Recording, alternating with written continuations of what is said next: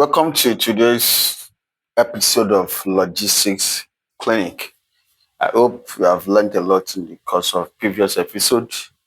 Today we'll be looking at something different, but still same purpose for you to gain something insightful and meaningful.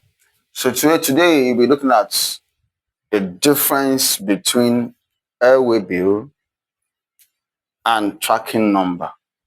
So the AWB is short written as AWB. That's why you see AWB here.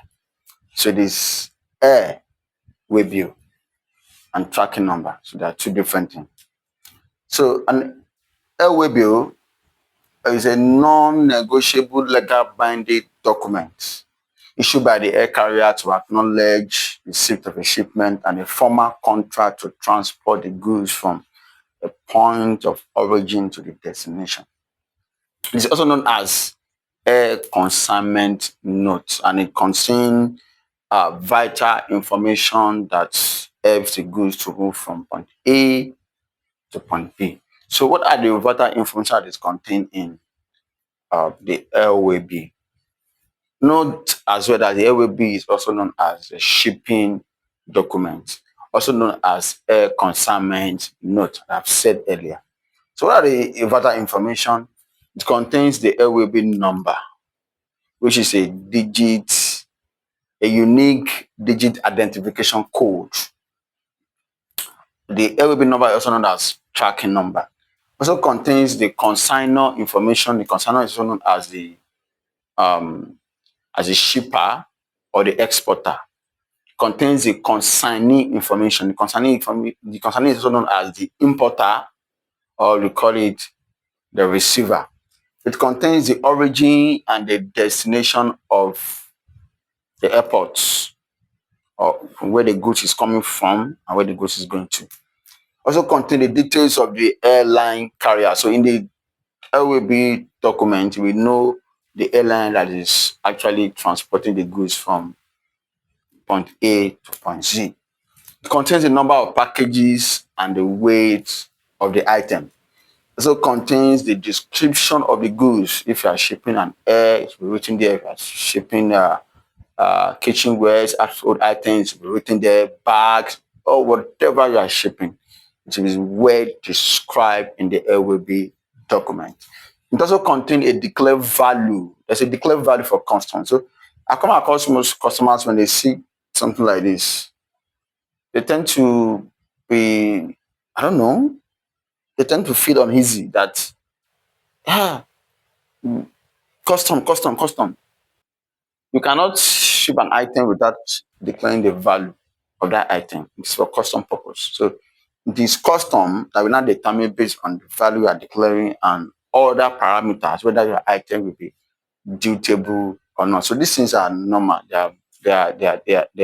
are mandatory. They are supposed to be in the document. So when you see it, either as an agent, a logistic professional, or it's a merchant, it is normal. It must be there. So now that is for the Airway Bill. Now let's look at the tracking number. The tracking number is in the Airway Bill. You get it? So is that you call it an Airway Bill number or you call it a tracking number? So call it a tracking code. So it is a unique identification code, which could be numbers or a combination of numbers and letters. Some carriers, you can only find numbers, just combination of numbers. Some it will be numbers and also letters. That is for the tracking number. It's a document. It helps to track the goods. It helps to track the movement of the goods from point A to point Z. At each point of stop, you know what is happening. If it is undergoing client's purposes, you will see it there. It is well written there. So the tracking number gives you the information. My goods has left Lagos. My goods is in transit. My goods has stopped at so place. It's undergoing clients. My goods is already in the US. So the goods is going to US. My goods is with the courier about to be delivered. My goods has been delivered. The tracking number gives you all this information. You get it from the point A to point Z. So you know the movement of your goods. So that is the tracking number. So the tracking number usually just comes with a barcode that can be scanned as well. So let me give you a sample of a tracking number. Let me give you a sample of a tracking number. Let's go here. So yeah, a tracking number, but in a Waybill. This is a sample of a Waybill. So this is a sample of this is a DHL Waybill. As we said earlier, if you look at it, this is the information of the carrier DHL. Then this is the information of the consignor, which is the shipper or the exporter. Consignor, names, address, country of origin, and all that. This is information of the consignee, which is the receiver or the person importing the goods. It's called the importer. The receiver is called the importer. So this is the information of the code, the origin code, the destination code. And this is the content. This is plastic kitchenware. This is the weight, as I've said. This is the number of packages, it's just one package. So that means it's just one box that's been shipped. It is two boxes, this place will be two. So this is the tracking number or the Airway Bill number. You see that in this case it's only just numbers. So there are no letters. So this one is 10 digits.